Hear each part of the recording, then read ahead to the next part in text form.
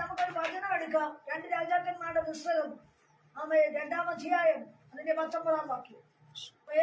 അനന്തരം ആ പട്ടണക്കാർ എലീശയോട്, ഈ പട്ടണത്തിന്റെ ഇരുമ്പ് മനോഹരമായതെന്ന് യജമാനൻ കാണുന്നുവല്ലോ, എന്നാൽ വെള്ളം ചീത്തയും ദേശം ഗർഭനാശകവുമാകുന്നു എന്ന് പറഞ്ഞു. അതിനവൻ ഒരു പുതിയ തളിക കൊണ്ടുവന്ന് അത് ഉപ്പിടുവീനെന്ന് പറഞ്ഞു. അവരത് അവന്റെ അടുക്കൽ കൊണ്ടുവന്നു. അവൻ നെയ്റുറവിന്റെ അടുക്കൽ ചെന്ന് അതിൽ ഉപ്പിട്ടു. ഞാൻ ഈ വെള്ളം പഥ്യമാക്കിയിരിക്കുന്നു, ഇനി ഇതിനാൽ മരണവും ഗർഭനാശവും പ്രവാചകൻ സംസാരിച്ചതെന്താ? ഞാൻ അതിനെ പഥ്യമാക്കിയിരിക്കുന്നു. അദ്ദേഹത്തിന് ചെലവല്ലതാ ഉപ്പ്. അദ്ദേഹം വന്നു നോക്കിയപ്പോൾ ഭക്ഷണം മനോഹരമായിരിക്കുന്നു. ദേശത്ത് വന്ന കാര്യമാണ് ഭക്ഷണം. നമ്മളൊന്ന് ആത്മാവിൽ ചിന്തിച്ചാൽ ചില ദേശം നന്നായിരിക്കുന്നു, ചില വീടുകൾ നന്നായിരിക്കുന്നു, ചില വ്യക്തികൾ നന്നായിരിക്കുന്നു. എന്നാ ഉള്ളിന്റെ ഉള്ളിലേക്ക് കടന്നു ചെല്ലുമ്പോൾ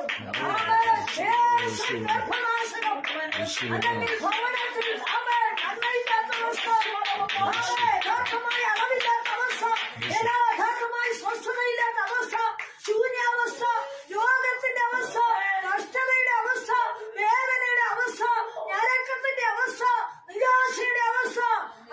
പ്രവാചകൻ പറയുക, ഞാനതിനെ പഥ്യമാക്കാൻ പോകുന്നു. പലക്കാളും വിഷയത്തിൽ നിനക്ക് പഥ്യം വെളിപ്പെടാൻ പോകുക.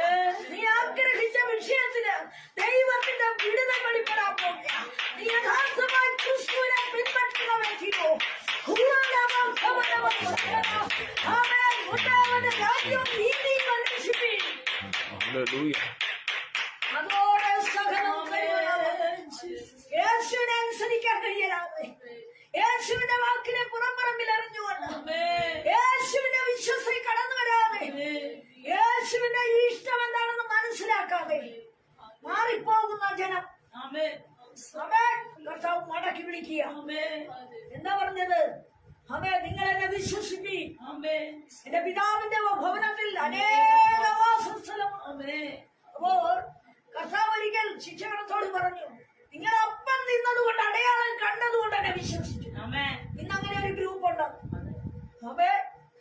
പ്രാർത്ഥിച്ചോ, ചില അടയാളം ഞങ്ങൾക്ക് കാണണം, ചില കാര്യങ്ങൾ ഞങ്ങൾക്ക് നടക്കണം, ഞങ്ങളുടെ കുഞ്ഞുങ്ങളുടെ വിവാഹം നടക്കണം. ഇതെല്ലാം ദൈവം ചെയ്തു തരുമെന്ന്. എന്തുകൊണ്ട് നടക്കുന്നില്ല? ദൈവത്തിന്റെ വിളി നീ ആട്ടിക്കളഞ്ഞതുകൊണ്ട്, ദൈവിക വിഷയമായ സമ്പന്നതയിൽ നീ കടക്കാത്തത് കൊണ്ട്,